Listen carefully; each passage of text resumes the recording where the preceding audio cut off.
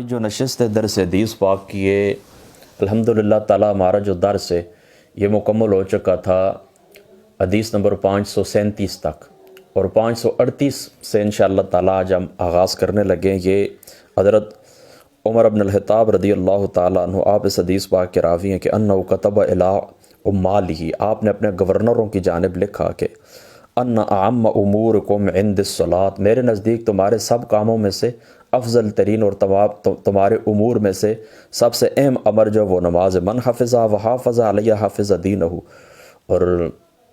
جس نے اس کو یاد رکھا ہے تو اس نے اپنا دین، اس کا دین محفوظ ہو گیا۔ ومن ضیعہا فہو لما سواہا فہو ما سواہا اضیع،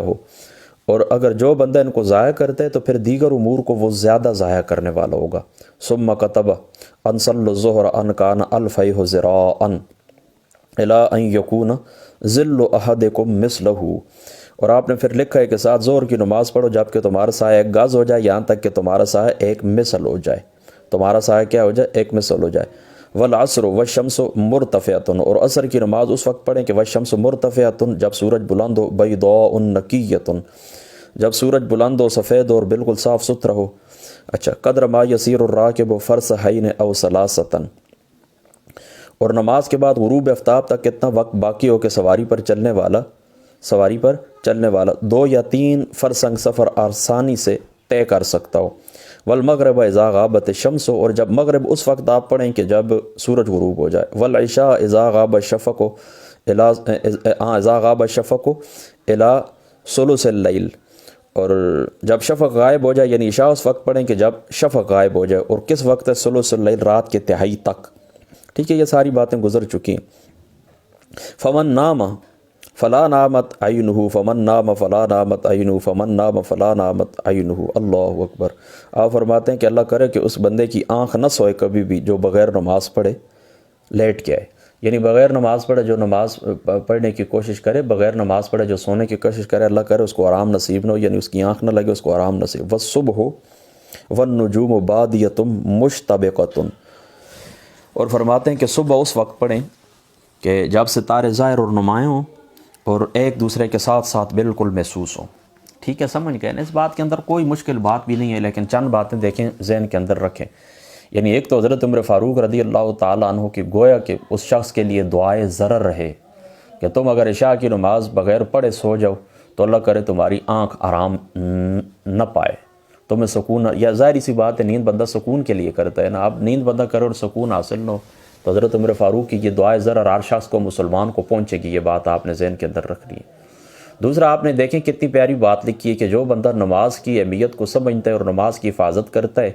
تو اس کا دین محفوظ ہو جاتا ہے، اور جو بندہ نماز کی حفاظت نہیں کرتا تو وہ دیگر امور کو زیادہ ضائع کرنے والا ہے۔ یعنی نماز جیسی اہم عبادت کو، نماز جیسے اہم امر کو وہ بندہ اگر ضائع کرنے والا ہے تو دیگر جو امور ہیں تو ان کے اندر، یعنی روزہ کر لیں، حج کر لیں، دیگر حقوق اللہ، حقوق العباد، ان کو تو وہ زیادہ ضائع کرنے والا ہوگا۔ اس لیے کسی کے ساتھ دوستی، کسی کے ساتھ رشتہ داری، کسی کا رشتہ کرنا، بیٹی کا، بیٹے کا، جو کچھ بھی ہے، ان چیزوں کو مد نظر رکھا کریں کہ یہ بندہ نماز پڑھتا ہے، یعنی اللہ کے حقوق ادا کرتا ہے تو پھر تو ٹھیک ہے، اگر نہیں کرتا تو پھر سمجھ لیں کہ اگر یہ اتنا مطلب یہ کہ ضائع کرنے والا ہے تو پھر اللہ کے حقوق اور نماز کو ضائع کرنے والا ہے تو پھر یہ ہمارا کیا خیال رکھے گا، اور ہمارے حقوق تو یہ پھر زیادہ ضائع کرنے والا ہوگا۔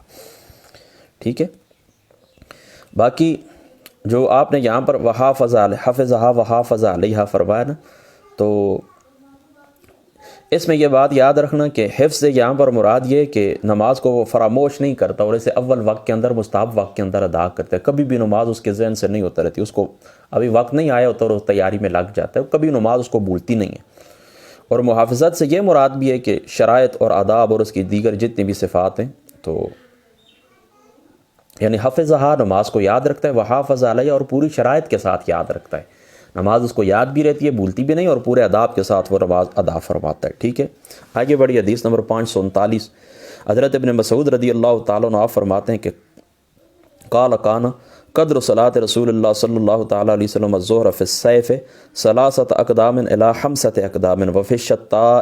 5 اقدام الی 7 اقدام۔ حضرت ابن مسعود فرماتے ہیں کہ رسول اللہ گرمیوں میں نماز ظہر کا اندازہ یہ تھا کہ 3 قدم سے 5 قدم تک ہوا کرتا تھا، اور موسم سرما میں 5 قدم سے 7 قدم تک۔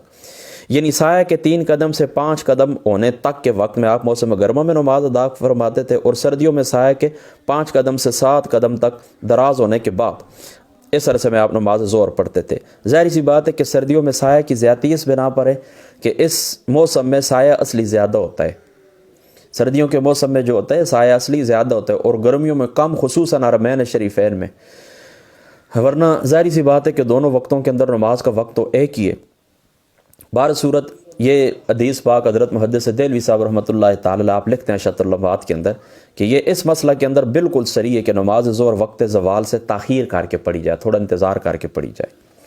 اور یہ بھی بات یاد رکھیں کہ آپ نے لکھا ہے کہ ہر انسان کا جو سایہ جو بدن ہوتا ہے نا، قد، یہ اس کے قدم کے 7واں قدم یعنی 7 قدم ہوتا ہے،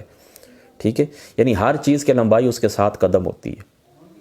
ایک قدم جتنے بھی جس بندے کا لمبا قد دینا تو اتنے 7 قدم، ظاہری سی بات ہے لمبے آدمی کا قدم بھی لمبا ہوتا ہے، چھوٹے آدمی کا قدم بھی چھوٹا ہوتا ہے، تو ہر بندے کی لمبائی کیا ہوتی ہے؟ قدرے 7 قدم، اس کے 7 قدم ہر بندے کی لمبائی ہوتی ہے۔ آگے بڑھیے، باب تحجیل الصلاۃ، باب تحجیل الصلاۃ، کہ نماز جلدی ادا کرنے کی فضیلت کا باب ہے۔ یہ اس بارے میں آپ نے یہ بات یاد رکھنا ہے کہ امام شافعی صاحب رحمۃ اللہ تعالی علیہ آپ مطلقاً کہتے ہیں کہ اول وقت کے اندر ہی نماز ادا کی جائے، اور جن احادیث مبارکہ کے اندر حضور علیہ الصلوۃ والسلام نے فرمایا تاکید مبالغہ ہے کہ گرمیوں کو ٹھنڈا کر کے پڑھیں، گرمیوں کی زور ٹھنڈا کر کے پڑھیں، ان کے نزدیک یعنی حضرت امام شافعی صاحب رحمۃ اللہ تعالی علیہ آپ کے نزدیک یہ روایات رخصت کے اوپر محمول ہیں۔ پھر یہ رخصت بھی وہ کہتے ہیں اس شخص کے لیے کہ جسے نماز باجماعت کے لیے دور جانا پڑتا ہو، یعنی اس آدمی کے لیے رخصت نہیں ہے کہ جو اکیلا گھر کے اندر پڑھتا ہے یا ساتھ ہی اس کی مسجد ہے۔ اور بعض شافعی حضرات جو ہیں تو زور ٹھنڈی کرنے کی تعویل وقت زوال گزارنے سے کرتے ہیں، یعنی وقت زوال گزر جائے تو مطلب یہ جہاں پر حدیث پاک میں آتا ہے نا کہ زور کو ٹھنڈا کر کے پڑھیں، تو وہ شافعی حضرات تعویل کرتے ہیں، وہ کہتے ہیں کہ اس سے مراد یہی ہے کہ زوال کا وقت گزر جائے بس اس کے بعد پڑھیں۔ اور امام مالک صاحب رحمۃ اللہ تعالی علیہ آپ کا مذہب بھی یہی، وہ بھی یہی کہتے ہیں کہ نماز کو اول وقت کے اندر ادا کرنا چاہیے۔ البتہ کچھ ان کے اصحاب جو ہیں امام مالک کے تو وہ تبرید کے قائل ہیں، یعنی زور کو ٹھنڈا کر کے پڑھنا افضل ہے، اور امام احمد رحمۃ اللہ تعالی علیہ آپ کا مذہب بھی یہی ہے۔ تاہم یہ بات ضرور ہے کہ حضرت امام احمد ابن حنبل بھی کہتے ہیں کہ جو بندہ جماعت کے لیے جانا چاہے تو اس کے لیے تبرید یعنی ٹھنڈا کر کے پڑھنا مستحب ہے، اور اسی طریقے سے ان کے نزدیک عصر کی نماز اول وقت کے اندر یعنی پہلے وقت کے اندر پڑھ لینا افضل ہے۔ اور نماز مغرب کا وقت تو آپ کو پتہ ہے کہ سب کا ایک ہی ہے بالاجماع، یعنی اس کے اوپر اجماع ہے کہ مغرب کی نماز شتابی کے ساتھ یعنی جلدی ادا کی جائے گی، یہ مستحب ہے۔ اور امام احمد کے نزدیک عشاء کے اندر تاخیر کرنی چاہیے، اور امام مالک کے نزدیک زور کو ٹھنڈا کر کے اور امام مالک کے نزدیک جلدی کرنا مستحب ہے، یعنی امام احمد کے نزدیک عشاء کے اندر تاخیر مستحب ہے اور امام مالک کے نزدیک جلدی کرنا مستحب ہے۔ البتہ وہ یہ کہتے ہیں کہ جمع ہونے کے لیے تاخیر کر لیں، یعنی لوگوں کے جمع ہونے کے لیے امام مالک کے نزدیک جلدی کریں، لیکن لوگوں کے جمع ہونے کے لیے دیر کر دیں تو کوئی بات بھی نہیں ہے، جیسا کہ حدیث پاک کے اندر آگے آئے گا، میں آپ کو وہاں پر بتا دوں گا۔ اور امام اعظم ابو حنیفہ رضی اللہ تعالیٰ عنہ آپ کے نزدیک زور کو ٹھنڈا کر کے پڑھیں، فجر کو خوب سفید کر کے پڑھیں، اور عشاء کو دیر سے پڑھیں، اور عصر کے اندر بھی تاخیر ہی کریں، لیکن اتنی تاخیر نہیں ہونی چاہیے کہ وہ سورج زرد پڑنا اور اس کی وہ جو حرارت ہوتی ہے وہ ختم ہو جائے۔ ٹھیک ہے، سمجھ گئے نا؟ اور باقی انشاءاللہ تعالیٰ چلو کہ ساتھ ساتھ آگے پھر جو باتیں آئیں گی ذہن کے اندر آتی جائیں گی، انشاءاللہ میں آپ کو بتاتا جاؤں گا۔ اور بعض شارحین نے یہ بھی لکھا ہے، ان کے کلام سے یہ معلوم ہوتا ہے کہ یہ جو مستحب وقت ہوتا ہے نا، تو اس کے نصف اول کے اندر جو بندہ نماز ادا کر لے تو وہ جلدی نماز ادا کرنے والا ہے۔ تو حضرت سیار ابن سلامہ یہ فرماتے ہیں، سیار ابن سلامہ یہ بھی یاد رکھیں کہ یہ مشہور تابعین میں سے ہیں، بصرہ کے ساتھ ان کا تعلق ہے سیار ابن سلامہ کا، اور یہ مشہور تھا، یہ کہتے ہیں دخلت انا و ابی علی ابی برزہ الاسلمی فقال له ابی کیف کان رسول اللہ صلی اللہ علیہ وسلم یصلی المکتوبہ، کہ حضور علیہ الصلوۃ والسلام فرض نماز کیسے پڑھتے تھے؟ فقال کان یصلی الحجیر التی تدعونها الاولی، تم جس نماز کو پہلی نماز کہتے ہو پیشی کی نماز، حین تدحد الشمس، ہاں بالکل تدحد الشمس، کہ حضور علیہ الصلوۃ والسلام یہ پڑھ لیتے تھے زوال کے بعد، یعنی ابھی زوال ہوتا تھا، زوال کے فوراً بعد حضور علیہ الصلوۃ والسلام تدحد الشمس، زوال کے فوراً بعد حضور علیہ السلام ظہر کی نماز پڑھ لیتے تھے، ویصلی العصر، اور حضور عصر پڑھتے تھے، ثم یرجع احدنا الی رحلہ فی اقصی المدینۃ والشمس حیۃ، اور کہتے ہیں کہ حضور علیہ السلام عصر کی نماز پڑھتے تھے اس حال کے اندر کہ ہم میں سے کوئی شخص بھی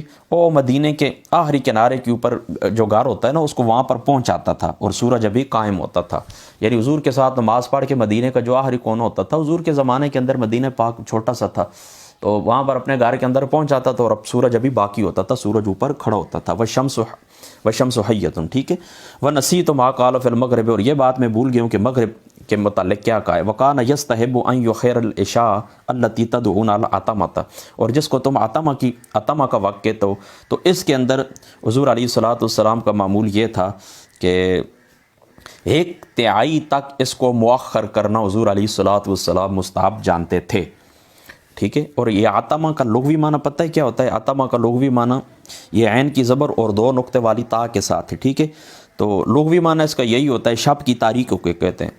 یعنی شب کا جو اندھیر ہوتا ہے، رات کا جو اندھیر ہوتا ہے، اس کی تاریکی کو عتمہ کہتے ہیں. یہ شفق کے غائب ہونے کے بعد سے لے کر رات کے 1/3 حصے کا نام ہے. اور اصل لغت کے اندر میں آپ کو بتا چکا ہوں کہ اس کا مطلب شب کی تاریکی ہے. یہ عشاء کا نام ہے جو دیہاتی لوگوں نے رکھا ہوا تھا، پھر حضور علیہ الصلوۃ والسلام نے اس نام سے ان کو روک دیا ہے. ٹھیک ہے. تو وہ کہتے ہیں کہ جس کو تم عتمہ کی نماز کہتے ہو، ان یؤخر العشاء التي تدعونها العتمۃ وکان یکرہ النوم، اچھا اس کو 1/3 رات تک حضور علیہ السلام عشاء کو 1/3 رات تک لے جانا مستحب سمجھتے تھے. وکان یکرہ النوم قبلها والحدیث بعدها، اور حضور علیہ الصلوۃ والسلام عشاء کی نماز سے پہلے سونا یہ بھی مکروہ سمجھتے تھے، اور عشاء کی نماز کے بعد باتیں کرنا یہ بھی آقا علیہ الصلوۃ والسلام کی ذات اقدس مکروہ سمجھتے تھے. وکان ینفتل من صلاۃ الغداۃ حین یعرف الرجل جلیسہ ویقرأ بالستین الی المئۃ، اور آپ فجر کی نماز ادا کرتے. وکان ینفتل من صلاۃ الغداۃ، آپ فجر کی نماز ادا کرتے حین یعرف الرجل جلیسہ، یہاں تک کہ ساتھ بیٹھا ہوا آدمی اپنے دوست کو پہچان لیتا تھا. اور حضور علیہ الصلوۃ والسلام ویقرأ بالستین الی المئۃ، حضور علیہ الصلوۃ والسلام کی ذات اقدس 60 سے 100 آیات کریمہ تلاوت فرمایا کرتے تھے. ٹھیک ہے. وفی روایت ولا یبالی بتاخیر العشاء الی ثلث اللیل ولا یحب النوم قبلها والحدیث بعدها، اور ایک روایت کے اندر یہ بھی آتا تھا کہ آپ عشاء سے پہلے سونے اور اس کے بعد باتیں کرنے کو پسند نہیں فرمایا کرتے تھے حضور علیہ الصلوۃ والسلام. تو اس کے اندر حدیث پاک کے اندر بھی کوئی مشکل بات نہیں ہے، بس صرف اتنی بات یہ ذہن کے اندر رکھ لیں کہ عشاء سے پہلے سونا اور عشاء کے بعد باتیں کرنا یہ دونوں ہی منع ہیں. لیکن عشاء سے پہلے بندہ اس لیے سو جائے کہ تھوڑا مجھے سکون مل جائے، اور عشاء کی نماز کے لیے یا رات کو میں بیدار رہوں گا تو اس کے لیے مجھے تھوڑی سی چستی مل جائے اور میرا وجود جو ہے تو برقرار ہو جائے، میرا دماغ جسم وہ بیلنس ہو جائے، تو یہ بات ٹھیک ہے، اجازت ہے اس بات کی. اور عشاء کے بعد فضول لایانی قسم کی باتیں تو ویسے بھی منع ہے، اور عشاء کے بعد زیادہ منع ہے کہ اس وقت انسان جو ہے تو وہ ذکر فکر کا وقت ہوتا ہے، دن گزر جاتا ہے، بندہ موت کی وادی میں، ظاہری سی بات ہے، نیند جو ہے موت کی بہن ہی ہے نا، تو اس کے اندر جانے والا ہوتا ہے، تو اس لیے اس کو ذکر فکر کر کے اللہ رسول کا ذکر کر کے سونا چاہیے، فضول باتیں نہیں کرنی چاہیے. بہرحال اگر فضول قسم کی باتیں نہ ہوں، ٹھیک ہے، فضول قسم کی باتیں نہ ہوں اور اچھی باتیں ہوں، یعنی علم فقہ کی باتیں ہوں، حدیث کی باتیں ہوں، تفسیر اصول تفسیر کی باتیں ہوں، یعنی علم دین حاصل کرنے کے لیے تکرار کرنا وغیرہ وغیرہ، یہ ساری باتیں مستحب ہیں. ٹھیک ہے. تو اس طرح کرے تو کر سکتا ہے، فضول باتیں کرنے کی اجازت نہیں ہے. عن محمد ابن عامر ابن الحسن ابن علی قال سألنا جابر ابن عبداللہ عن صلاة النبی صلی اللہ علیہ وسلم فقال قال النبی صلی اللہ علیہ وسلم يصلي الظہر بالحاجرة والعصر والشمس حیۃ والمغرب اذا وجبت والعشاء اذا اکثر الناس عجل واذا قلوا اخر. ٹھیک ہے، یہ بات خاص آپ نے یاد رکھنی. واذا قلوا اخر والصبح بغلس. یہ فرماتے ہیں کہ ہم نے جابر ابن عبداللہ سے، یعنی محمد ابن عمر ابن الحسن ابن علی رضی اللہ تعالیٰ عنہ فرماتے ہیں کہ ہم نے جابر ابن عبداللہ سے سوال کیا نماز کی اوقات کے بارے میں، تو انہوں نے فرمایا کہ زور دوپہر کو بعد زوال کے ادا فرما لیا کرتے تھے، اور عصر کی نماز پڑھتے تھے حضور علیہ السلام جب سورج قائم ہوتا تھا، اور مغرب کی نماز سورج غروب ہونے پر، اور عشاء کی نماز جب زیادہ لوگ جمع ہو جاتے تھے. ٹھیک ہے. والعشاء اذا اکثر الناس، جب زیادہ لوگ جمع ہو جاتے تھے، عجل جلدی پڑھ لیتے تھے. عشاء حضور پڑھتے تھے، زیادہ لوگ ہوتے تھے، اکثر آ جاتے تھے صحابہ پاک تو جلدی پڑھ لیتے تھے. وَإِذَا قَلُّوا أَخَّرَ، اور جب کم ہوتے تھے تو تھوڑی دیر کر دیتے تھے. ٹھیک ہے. وَالصُّبْحُ بِغَلَسٍ، اور صبح کی جو نماز حضور غلس کے اندر یعنی تاریکی کے اندر ہی ادا فرمایا کرتے تھے. تو اس سے دیکھیں نا، یہ بات یہاں پر معلوم ہو گئی ہے نا کہ نماز با جماعت کے لیے زیادہ نمازی اکٹھے ہو جائیں، اس اس لیے اول وقت سے بندہ تھوڑی تاخیر کر دے تو کوئی بات بھی نہیں، یہ مستحب ہے، ٹھیک ہے۔ یہاں پر دیکھیں نا حدیث پاک کے اندر آ گیا نا کہ حضور عشاء کی نماز دیر کر دیتے تھے، اگر جلدی پڑھ لیتے تھے، اگر صحابہ پاک موجود ہوتے تھے، یعنی بندوں کی اکثریت ہوتی تھی اور بندے تھوڑے ہوتے تھے تو حضور علیہ الصلوۃ والسلام دیر فرماتے تھے۔ تو علماء نے یہ کہا ہے کہ امام ابو حنیفہ اور آپ کے صحابہ پاک اصحاب رحمۃ اللہ تعالیٰ جو اول وقت میں نماز پڑھنے کا التزام نہیں کیا، اس کی یہی وجہ ہے، یعنی وہ کہتے ہیں کہ بالکل ادھر ٹائم داخل ہوا ادھر نماز پڑھ لیں، تو وہ کہتے ہیں کہ نہیں تاخیر کریں، تو اس کی وجہ یہی ہے کہ لوگ جماعت کے لیے جمع ہو جائیں، ٹھیک ہے، کہ ہاں اس وجہ سے ایسا وہ نہیں کرتے کہ اس طرح کہ نہیں پڑھنی چاہیے، ٹھیک ہے، آپ اس بات کو سمجھ گئے نا۔